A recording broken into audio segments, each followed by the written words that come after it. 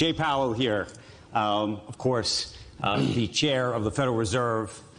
We talk about a lot of consequential people who come on this stage, but in truth, when it comes to the global economy, this one man may be it. He has been in charge of the nation's monetary policy now for 6 years under both President Trump and President Biden, and through the most unusual and challenging times, we should say, the COVID pandemic and all the economic shifts that, of course, came with that. Fair to say that the fears of a recession never happened, so far at least, and he has managed to pilot the economy through what a lot of people thought was an impossible idea, which is this idea of a soft landing. He has been praised and criticized, often in the same day, and now the very idea of the Fed's independence is in question politically in Washington, which we'll talk about. We could not be more pleased to have you here with us, so thank you. Thanks. It's great to be here, Andrew. Thank you. You know, most of the interviews that you do, people talk directly, specifically, and start about the economy. People actually rarely, I have found, try to find out about you and who you are and how this all happened and how you feel about all of this. And so before we get into anything economic, I just want to get personal with you, because as I said, you know, there's a lot of powerful people in the world. A lot of them come on this stage. There are presidents, there are CEOs, there are billionaires who are powerful. But in many ways, uniquely, you have a power that others do not. And I'm so very curious, just as a human, how that power sits with you. Well, first of all, it's great to be here. Thanks for having me. I guess I would say that I really love the work that I do.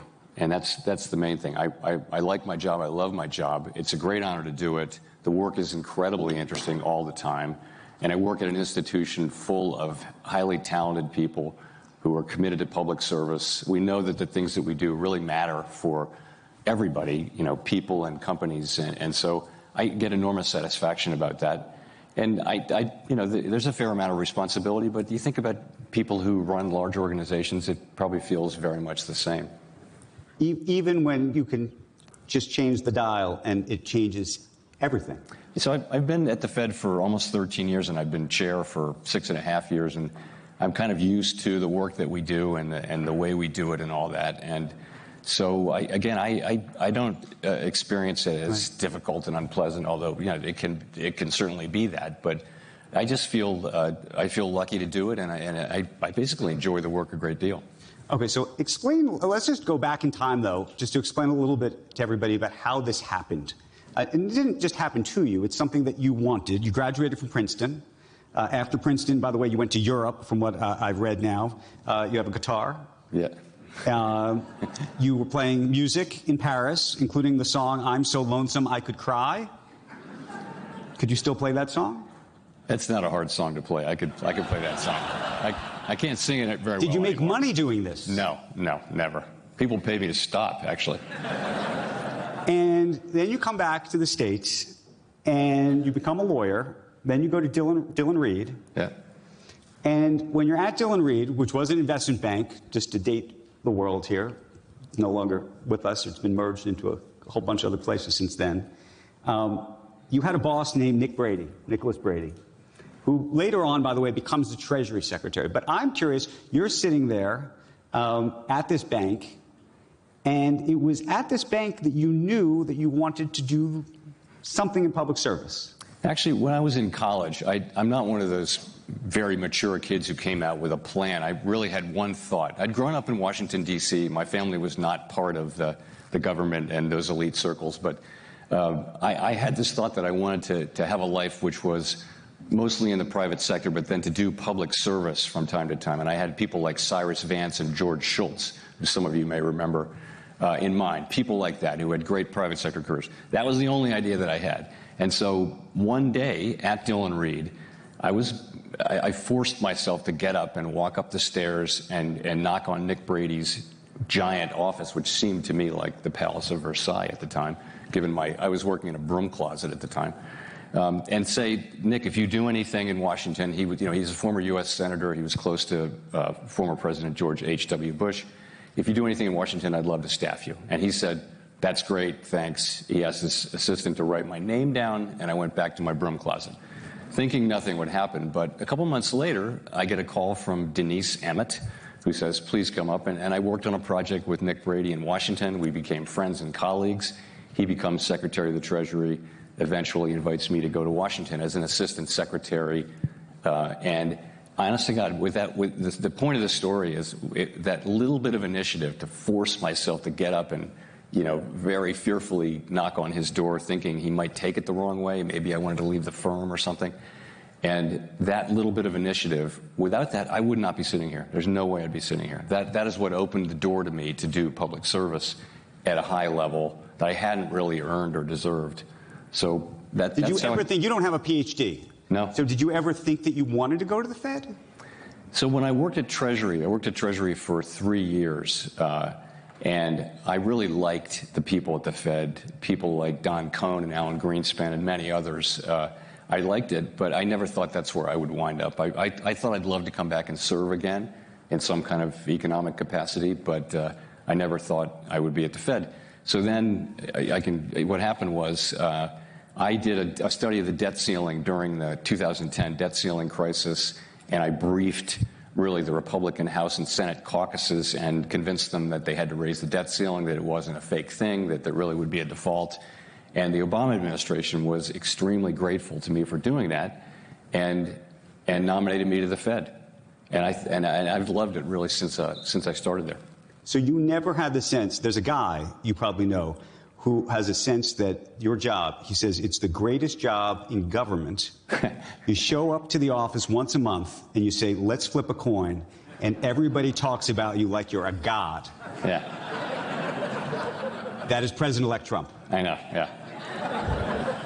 So he's right. The part about it being the greatest job, it might well be right. I have to say I do, as I mentioned, I do love the work, and it's a special place to be surrounded by people who are so dedicated and to know that your work really matters for people. It's a very special honor to do that work. Did you laugh when you heard that? I thought he's partly right there but he's not right about the come to work, once every month. Just the flipping of the coin part? No, that part it's not like that. Not like that. Let me ask you this, because it is the sort of political question that I think is in the mix right now. Which is, you have talked a lot about the importance of the independence of the Federal Reserve. This is a group of people that I know that you are highly committed to. And there are now genuine questions, because the president-elect has been quite outspoken about it, just publicly, about the idea that maybe the Federal Reserve should come under more control and the White House should have more influence over it. What do you think when you hear that? Well, I think that what is the case for the Fed being independent? What does independent mean? It basically means that we can make our decisions without them being reversed, other than by Congress, which created it. We're a creature of Congress. We're not in the Constitution. We're a creature of statute. So that's what independent means. And that gives us the ability to make these decisions for the benefit of all Americans at all times, not for any particular political party or political outcome. We're supposed to achieve maximum employment and price stability for the benefit of all Americans and keep out of politics completely. I think there is very, very broad support for that set of ideas in Congress, in both political parties, on both sides of the hill. And that's what really matters. It's the law of the land, and I'm not concerned that there's some risk that we would lose our statutory independence, because I do think that those set of ideas are strongly believed by people. But do you fear, I mean, he has talked openly about firing you, which is something technically he's not supposed to be able to do. So I never discuss anything that elected officials say, so I'm going to disappoint you here. I just know, this is our focus. The U.S. economy is in very good shape right now. It's in remarkably good shape. We are the sort of envy of other large economies around the world. And I want to do everything I can to keep it there during the rest of my term. And I feel very good about where the economy is and where monetary policy is. We're going to go there in a moment, and I'm going to try a slightly different approach with you, which is this. Because this guy's not elected yet, or even confirmed. So the new Treasury Secretary, likely to be, if he gets confirmed, Scott Bessent, who I think you know, has made This is what he told Barron's. He said it publicly. He said, quote, and this is an effort to undermine your power. He said, you could do the earliest Fed nomination and create a shadow Fed chair. And based on the concept of forward guidance, effectively the idea of what people expect in the future, no one is really going to care what Jerome Powell has to say anymore.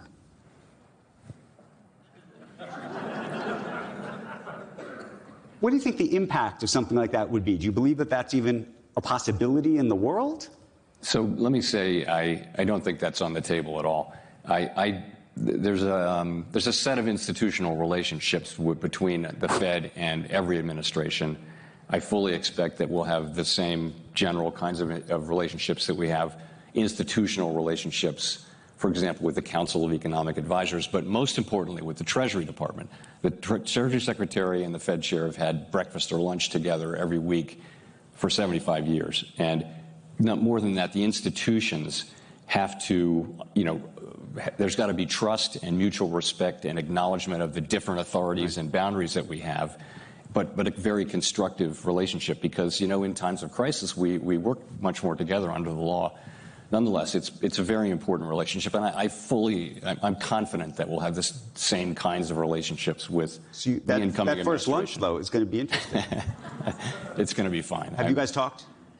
I don't know him. I don't know him well, but I am confident that I will have the same kind of relationship with him once he's confirmed as I've had with other Treasury secretaries. Okay, let me ask you a slightly different question that's in the same category, but actually very different, about just influence from the White House, because I think the public, it would help people to understand it. So before Paul Volcker passed away, I went to go visit him in his apartment on the Upper East Side. This is back in 2018. I was writing a story about him, and he had just written a book, and he had talked about and told me a story about how President Ronald Reagan and his chief of staff back then, James Baker, had asked him to come to the Oval Office. This is in 1984. And he says, quote, Reagan didn't say a word. Instead, Baker delivered a message. The president is ordering you not to raise interest rates before the election. Now, Volcker wasn't planning to raise interest rates, and he said that he was stunned by all of this. And then he went on to say that he later surmised that the library location had been chosen, quote, because unlike the Oval Office, it probably lacked a taping system. Has anything like that ever happened to you? Basically, no. No. I mean, you remember in the prior administration, there was a lot of public things that happened, and the things that happened in private were exactly the same. The president said the same things to me privately as he said publicly. I said the same things privately to the president as I said publicly. So all of that it was in the prior administration. But nothing like, I know I'm very familiar with that story and with that book, by the way, but nothing exactly like that happened. The other question that I had just is, this is a government question, which is, we've been talking about DOGE and things like that today. The Fed is self-funded, my understanding, but it does have congressional oversight. As Congress thinks about trying to figure out how to deal with the debt and the deficits and trying to make things more efficient, do you think that the Fed could come into or come under some kind of DOGE-like program? Part of our independence is that we are self-funded and we have, the ability to make our own decisions about hiring people and that kind of thing. So we've got strong legal independence. We do try to run the Fed respectfully, and we know these are taxpayer dollars, even though essentially we have a large balance sheet and our assets earn more than our liabilities, so we're earning a spread, and we give those profits every year to the Treasury Department. But we also use some of it to pay for the Fed. But we try to be good, stewards of the public's money as well. One of the things that I think is fascinating about you, and differs from many of the other predecessors of yours, is you speak very plainly and very openly and transparently. Alan Greenspan spoke somewhat obtusely. There was always this sort of communication divide in some ways. And I'm so curious how you think about that, which is this idea of communicating, and some people, by the way, would argue over-communicating, in terms of the way the Fed approaches its job today. Sort of post-financial crisis, there really was a move to try to tell the public what was going to happen, to try to tell everybody where everybody thought the Fed was about to go, and whether you think long-term that that has helped you, or long-term whether you think that that has to be rethought. You know, so go back 50 years, and central banks were mysterious, and you know, there was a lot of lore that that was the right thing to be. Then there was a bunch of academic research by people like Alan Blinder and others, which came to the view, which is, I think, clearly correct, that if the market and the public understand how you will react to incoming data, then they'll do your work for you. You know, so today, when some economic event happens, markets adjust immediately, long before we take any policy action. So that's the whole modern theory, is to be as transparent as possible. And we've greatly increased transparency. People do make the argument that, you know, enough transparency, maybe it's too much. But I think generally the overall trend over 40 years of history has been very constructive. And also, you know, we're a public entity. We shouldn't be mysterious. We should be telling people what we're doing and why. In terms of speaking plainly, I think it's important that the interested public be able to understand what we're doing. And so it's important that we explain it in a way that doesn't include a lot of jargon. Jargon is really important when you're talking to other central bankers or other economists. But when you talk to the public and use jargon, you just make people angry, because it excludes people. But do you think it makes it harder for you to make a snap decision, if a snap decision is necessary, because the markets have already moved on this expectation of where they think you're supposed to be, or where they think you're going? That hasn't happened. I mean, we've moved very, very quickly, both up and down with rates when it became appropriate to do so. I mean, we cut rates. We were the first central bank in the world to cut rates to zero during the pandemic, and we raised rates during the inflation faster than the Fed ever has. So here's a question about where we are now in this economy. And I want to get into maybe where the economy may go. But the expectation is that you're going to cut rates. But I'm curious about why that is the expectation, insofar as we're still in a moment where it appears that inflation looks a little stickier than we thought it did, and the economy is stronger in many ways than had been expected. And so the question is, what is the cost, if you will, of waiting? Right. So let me take a step back on that and just say the background is that, as I mentioned, the U.S. economy is doing very well. We're in a very good place with the economy. We're growing at, around 2.5%. And inflation has come down. Headline inflation was as high as 7.2 or so. Now it's at 2.3%. And unemployment's at 4.1%, which is a little higher than it was a couple years ago, but it's still it's a very, very low level. And, we're not quite there on inflation, but we're still making progress. So the backstory is that the U.S. economy is in very good shape, and there's no reason for that not to continue. So we raised rates to between 5.25 and 5.5, and we held them there for 14 months. And other central banks around the world had already started cutting. We were the last major central bank to cut. And we're now on a path to bring rates back down to a more neutral level over time. But you're right, the economy is strong, and it's stronger than we thought it was going to be in September. So the labor market is better, and the downside risks appear to be less in the labor market. Growth is definitely stronger than we thought, and inflation is coming in a little higher. So the good news is that we can afford to be a little more cautious as we try to find neutral. Well, tell me, I'm actually very curious about this, just how you think about it. Occasionally when you either get it wrong or it's not where you think it was going to go. As you just said, you had a different view in September than you do now. Obviously, things change. But what was it in September that surprised you? And if you could go back in time, do you think that you would have known the difference? Well, in September, what we saw was the unemployment rate had moved up close to a full percentage point. And again, we'd held on long after other major central banks had cut. And I mean, more broadly, there are two risks, right? There's the risk that we move too quickly and undermine the progress we've made on inflation. And there's the risk that we move too slowly and unnecessarily undermine the labor market. And we're trying to be in that middle place. and get it just right so that we continue to get inflation coming down. We keep policy at a restrictive level, but at a less restrictive level over time. That's what we're trying to do. I would say in September, it was time for us to cut because it was time, but also because I wanted to send, and we wanted to send a strong signal that we were going to support the labor market if it continued to weaken. What happened instead was, in the couple of months after that, we got some data revisions which strongly suggested that the economy is even stronger than we thought, even stronger than we thought. So the picture is actually stronger than it was then. How do you think we, as the public, should think about when we get these labor numbers, which, by the way, seem to get revised all the time? Do we have a counting problem? And I ask it really because oftentimes we'll see a number and then you'll find out, a month later that not only was there a new number, but actually the old number was off by more than you could expect. Do you think there's a better way? So the way it works is that the numbers that people see from the household survey is the unemployment rate, and then the payroll jobs, that's an economic establishment survey. They're surveys, so you're not counting people nationwide. You're doing as sophisticated as you can survey, and you're projecting that out to the nation.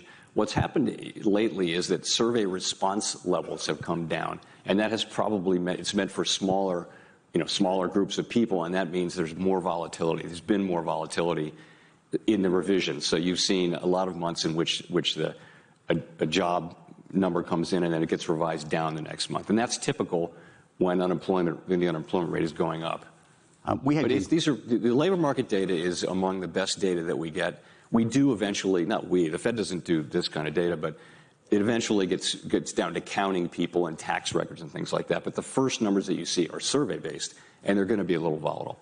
How do you take into account, and do you, some of the things that may be forward-looking in terms of political or new policy changes? So we heard a couple things this morning when we were talking to Ken Griffin. One is he thinks that the economy is about to rip in a great way because the regulatory shackles are going to come off the system that were under the Biden administration, and President-elect Trump is going to take that off. At the same time, we also talked about tariffs and the uncertainty that would create, which he does not think is going to actually create much uncertainty, at least for a while.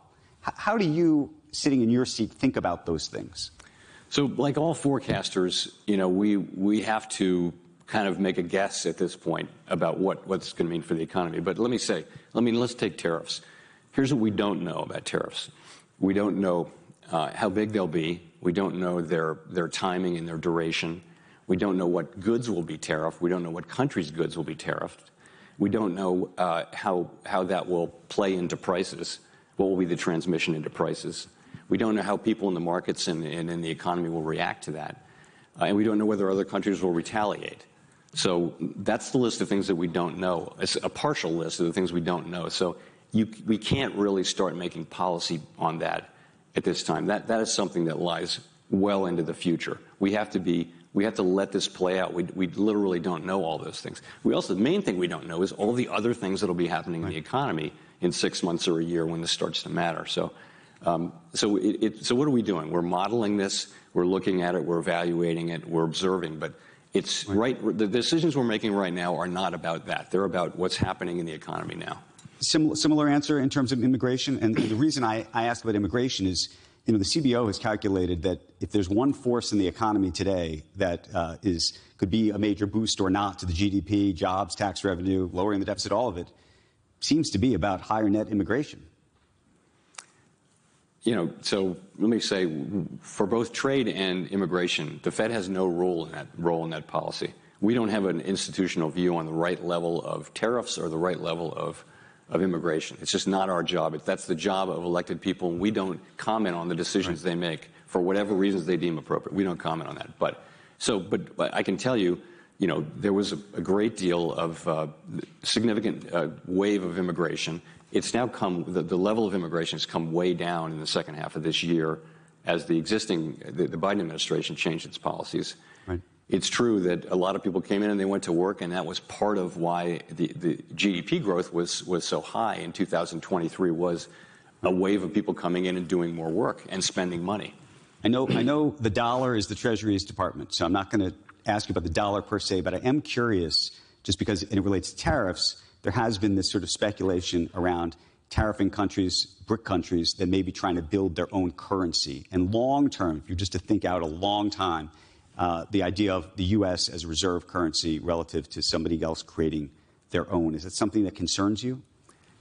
You know, so, I mean, you started with this. The administration, and more particularly the Treasury Department, has responsibility for the value of the dollar and for exchange. It's not something that we opine on. We stay away from that, and they stay away from, you know, what we do. You hope. Let me ask you a slightly different question about crypto. We were talking earlier also about Bitcoin, and it's going, you know, it's rising. There's talk in Washington also about creating a Bitcoin reserve, actually. You do deal with currencies to some degree, and you have to think about some of these issues. How does crypto sit with you right now at a time when it appears that this next administration may legalize it in a much more broader way? I mean, it's legal now, but that there might be a much bigger groundswell for it.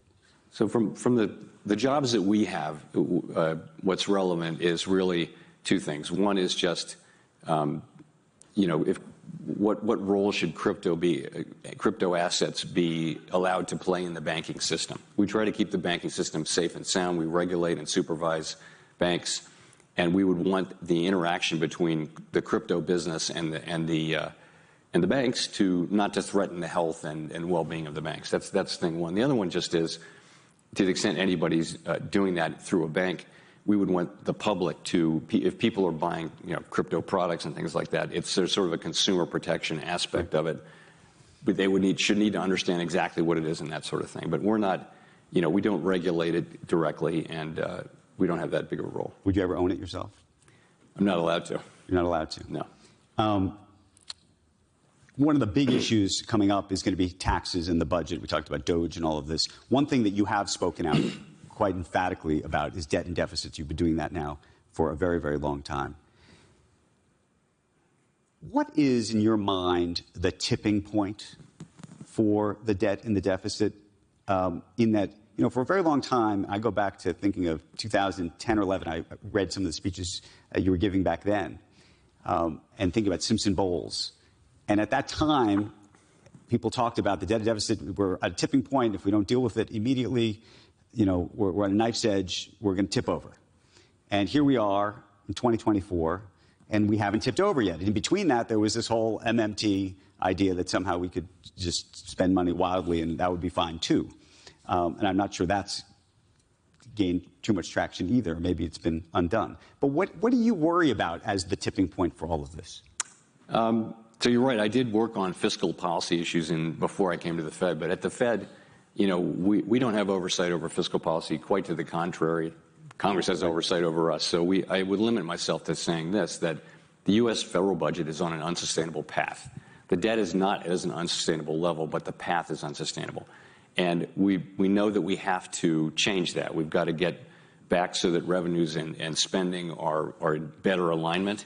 We don't need to pay the debt down. We don't need to balance the budget. We just need the economy to grow faster than the debt, and that's not happening. We're running very large budget deficits at a time of full employment and strong growth. So we need to address that, and we got to do it sooner or later, and sooner is better than later. Now, do you think the Fed should or could take into account the debt and deficits and that cost in terms of where you think rates can or should be ever? No, never. I mean, if the central bank, this is you see this in some emerging market countries, for example. If the central bank can't raise rates to deal with inflation because the fiscal situation is so bad that they can't raise rates, that's called fiscal dominance, and that we're so far from that. I mean, we will always use put it this way, we'll always use our tools to achieve price stability and maximum employment, 2% inflation. We're not thinking about, we better not raise rates because of the budget. If we ever get to that point, that we're far from that point. Right. Before I forget, you know, one of the reasons I wanted to actually ask you about Bitcoin is to some degree, people think that that is a symbol of people's faith or lack of faith in either the U.S. dollar or in the Federal Reserve itself, in terms of the system. What do you think of that idea? I don't think that's how people think about it. I mean, it's so, people use Bitcoin as a speculative asset, right? It's like gold. It's just like gold, only it's virtual. It's digital. People are not using it as a form of payment or as a store of value. It's highly volatile. It's not a competitor for the dollar. It's really a competitor for gold. That's really how I think of it. When you think about other countries, and I know it's not your job necessarily to think about other countries, but you spend a lot of time, I think, talking to your peers at other central banks.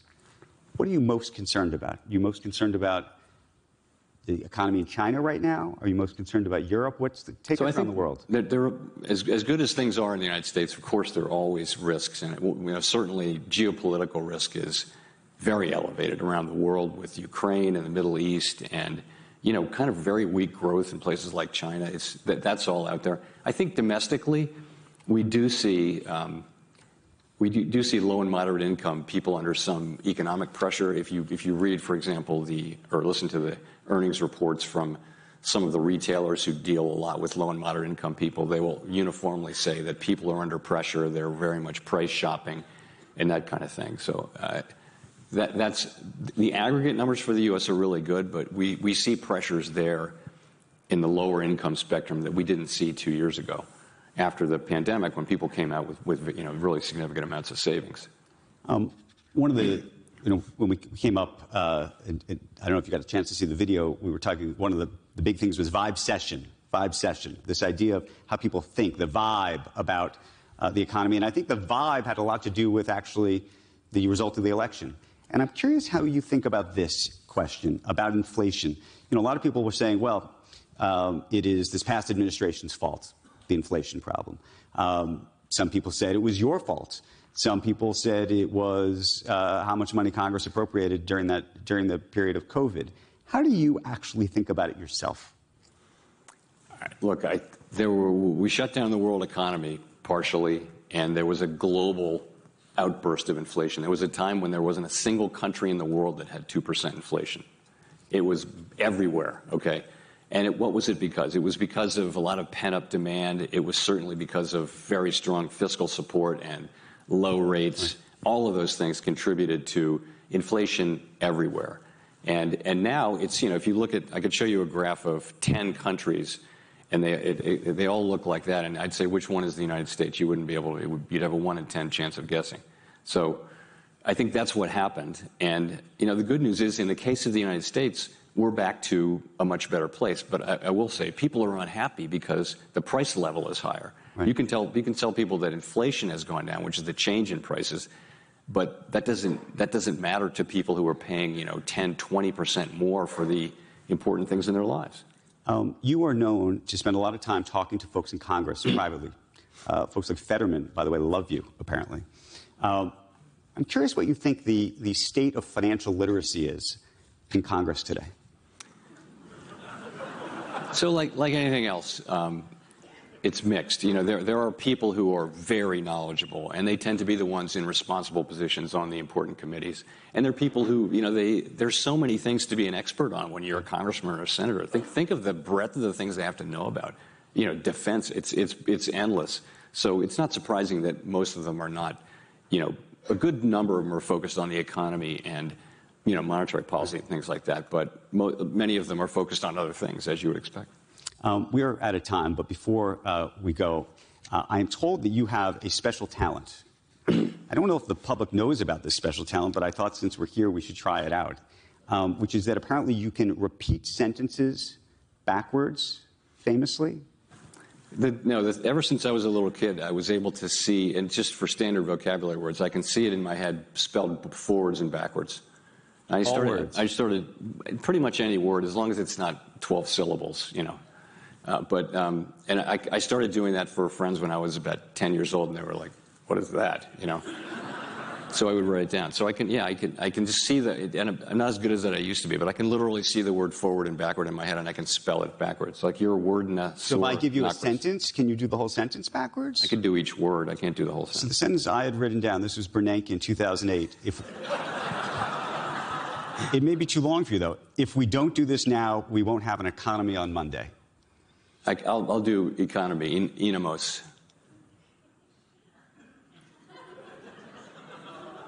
Imonos. That's economy backward. I'm not going to do the whole sentence. Jay Powell, everybody, thank you. Thank you. Thanks, Andrew.